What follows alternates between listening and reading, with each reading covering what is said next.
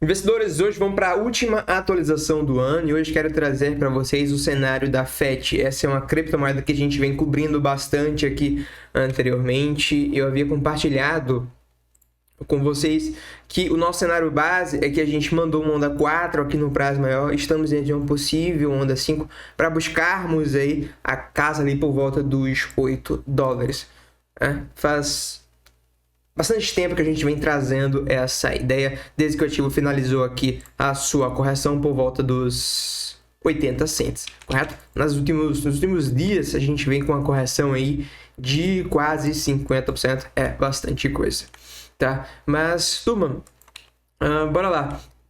Quando a gente dá um zoom out aqui no ativo, acho que vale a pena a gente recapitular, dando aqui um zoom out no ativo, nossa ideia de forma rápida, antes de a gente entrar aqui na estrutura de curto prazo, tá? A gente vem com a ideia aqui que no cenário mais bullish temos aqui uma onda 1, 2, 3, que levaria a gente para alvos muito maiores, que é a casa dos $8. E no cenário bearish temos uma onda A, B, C corretiva bearish, porém ainda bullish, pois dentro dessa nossa estrutura que subindo, a gente vê onda 1, onda 2, onda 3 e onda 4, e provavelmente estamos diante da nossa possível onda 5. Quando a gente pega esse primeiro movimento e busca um alvo para ele leva-nos a um alvo lá na casa dos $8, correto? Por isso esse nosso alvo lá na casa dos $8.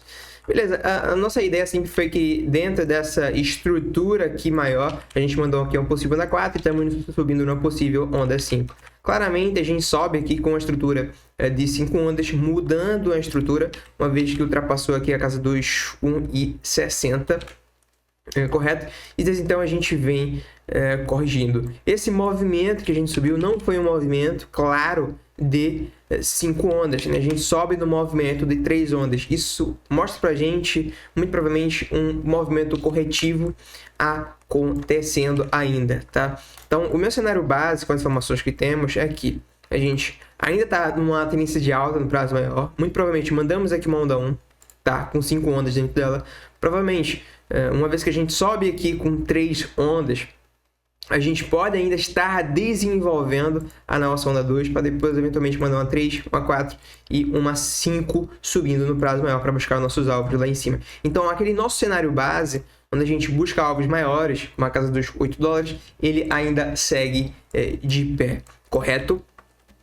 Olhem, eu quero que vocês observem essa imagem que está passando aí na tela. Ela nos mostra um tipo de correção chamado de flat expandido, expanded flat. Isso é uma correção onde ela tem esse comportamento na horizontal. O ativo tende a romper topo e eventualmente lá romper os fundos para depois a gente dar prosseguimento à nossa tendência de alta. Em teoria, essa estrutura, a gente tem um movimento de 3 ondas, um possível A, B, C, não é uma possível onda A. Novamente, um movimento de 3 ondas numa possível onda B. E na nossa última pernada, como você vê na imagem aí, a gente tende a cair com 5 ondas.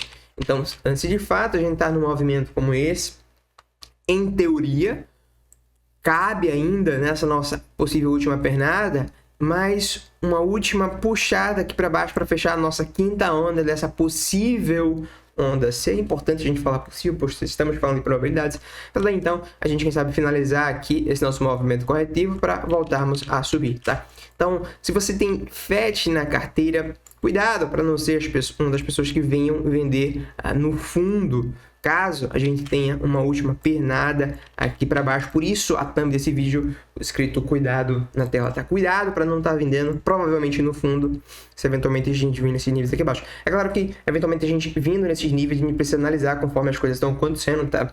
Lembrando que o mercado é dinâmico e uma vez que as coisas vão se desenhando, a gente precisa reanalisar para ver se de fato essas são as maiores probabilidades. Então eu tenho alguns alertas aqui abaixo desses fundos. Eventualmente, se a gente vier aqui abaixo, eu vou estar de olho como é que vai estar se comportando o price action, a confluência com Bitcoin, análise e sentimento que a gente vai passar também, para ver como é que vai estar se comportando, para ver se a gente tem um gatilho massa aí para uma operação comprada na FET nesses níveis inferiores. O cenário mais bullish seria ou a gente, quem sabe, demonstrar força a partir daqui, ou quem sabe um último movimento para baixo, rompendo os fundos, buscando liquidez abaixo dos fundos, próximo da casa de $1, e depois a gente se recuperando aqui na Fed mudando a estrutura novamente para mim. Se caso esse movimento aconteça, é uma confirmação desse nosso cenário. Até então, para mim, tá tudo dentro dos conformes aqui. O que vem acontecendo no mercado, essa correção nos últimos dias, é algo que a gente até vinha discutindo, uma vez que o Bitcoin estava lá na casa dos $102. Essa aqui foi a nossa última análise do Bitcoin, salvo engano. E a gente estava comparando um movimento corretivo que houve lá atrás, onde a gente poderia vir buscar os fundos ali abaixo dos 90, correto? Depois a gente encontrar fundo e voltar a subir. Para mim, esse é o cenário que está se desenhando aqui pro Bitcoin, tá? Então, contem ainda com mais uma correção aqui voltando para a Fed, a níveis mais inferiores. Se a gente eventualmente vier nesses níveis, me parece que vamos ter inclusive divergências, deve entrar em sobrevida no diário e bater divergências aqui no 4 horas, o que seria bem interessante, tá? Então, para quem não comprou ainda, eu aguardaria aqui na Fed, tá? Uma demonstração de força forte para olhar para um eventual compra na retração, ou quem sabe esse último movimento aqui com a confirmação mais interessante, tá? Essa análise que eu trago hoje, eu não trago ela com uma possibilidade tão alta de acontecer como foi a nossa análise lá em agosto, pois lá em agosto a gente tinha a Fed uma confluência muito boa no par BTC. Ela estava aqui no fundo de um canalzinho, um tempo gráfico menor, a gente vinha de um movimento de 5 ondas, estávamos na quinta onda no par BTC e estávamos também no suporte. Então a gente tem essa confluência do par dólar, par BTC, questão dos volumes de fundo, toda a nossa confluência. Se você acompanha nossos vídeos do canal aqui e assistiu o nosso vídeo da Fed lá atrás, quando a gente cantou o fundo aqui da Fed, você sabe do que eu estou falando. Então a análise de hoje, tá? Que eventualmente a ideia é que a gente pode romper um fundo aqui ainda para depois voltar a subir, o cenário bullish segue. Ela não tem uma altíssima probabilidade tão alta, feito foi aquela coisa que a gente tem uma confluência com o par BTC. Hoje eu não tenho uma confluência com o par BTC, tá? Não tá tão legal assim a paridade de BTC nos dias de hoje da Fed, mas eu ainda sigo bullish no ativo, tá? Vou ficar mais bullish caso eventualmente termine se desenrolando esse price action que eu mencionei com vocês. Beleza? Quando a gente vem aqui para análise de sentimento, eu acho que vale a pena a gente... Eu quero chamar a atenção para vocês do funding, tá? Quando a gente estava nesses níveis inferiores aqui, a gente viu o funding bastante negativo, que nos deu confiança de tanto comprar quanto de manter comprado. Lá em cima, uma vez que a gente chegou nos níveis de resistência, a faixa que mais teve negociação no rangezinho aqui na casa dos $2, a gente teve o funding indo para patamares absurdos aqui na Fed, bastante alto. O funding, para quem não conhece, tá? É uma ferramenta que as corretoras usam, que tem como objetivo igualar o preço dos futuros com o preço da spot. Quando está tendo um ágio nos futuros contra a spot, o preço ficando mais caro contra a spot, isso nos mostra uma anomalia pela parte dos compradores, como a maioria perde. O preço tende a ir para o outro lado quando isso acontece. O oposto também é verdadeiro, né? Quando a gente tem um funding negativo, o cenário é mais bullish. É claro que você não pode olhar esse indicador de forma isolada, é interessante você usar todo um contexto para fazer a sua análise correta. Então, acho que a gente traz esse conceito do funding que estava nas bearish lá em cima, e agora a gente observa, uma vez que a gente já inicia essa retração, o funding voltando para neutro, e eventualmente ele começa a flertar aqui aos poucos com o negativo. Se eventualmente a gente fizer esse movimento aqui abaixo, seria muito interessante a gente ver novamente outro spike aqui do funding no negativo, mostrando pra gente, de fato, as pessoas vendendo no pior ponto possível. Mas de fato o que eu quero ver é uma demonstração de força, quem sabe acontecendo aí após um último movimento de baixa, beleza?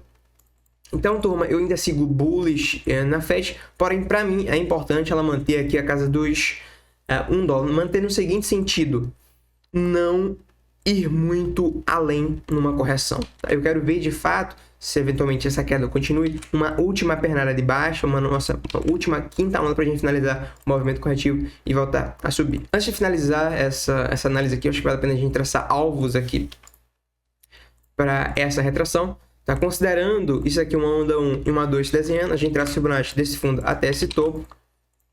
E aqui estão os nossos alvos mais comuns para uma correção de onda 2, tá? Se eu considero isso aqui um movimento de onda A caindo, um movimento de onda B subindo e agora uma onda C na queda, aqui estão os alvos mais comuns para essa nossa pernada de baixa, tá? Então a gente já observa que estamos numa faixa propícia para encontrarmos fundo e voltarmos a subir. Porém, a gente precisa contar com um último movimento, aquele baixa próximo ali à casa do $1, para quem sabe a gente buscar essa liquidez abaixo dos fundos e voltar a subir, tá? Então nosso cenário bullish segue aqui ainda na FED, beleza? Então, traders, investidores, esse é a nossa análise de hoje para a FET. Esse é o nosso último vídeo do ano. Para você que nos acompanhou aqui ao longo do ano, quero agradecer pela sua atenção e que 2025 seja um ótimo ano aí para todos nós. A gente já viu que, historicamente, esse período de ano posterior ao halving tende a ser um ótimo ano para o mercado cripto. E eu acredito que, com as informações atuais, temos, de fato, as probabilidades maiores de a gente ter um início de ano aí interessante para o mercado como um todo. Beleza? Então, desejo a todos vocês um feliz ano novo e nos vemos na próxima análise, no próximo vídeo em 2025.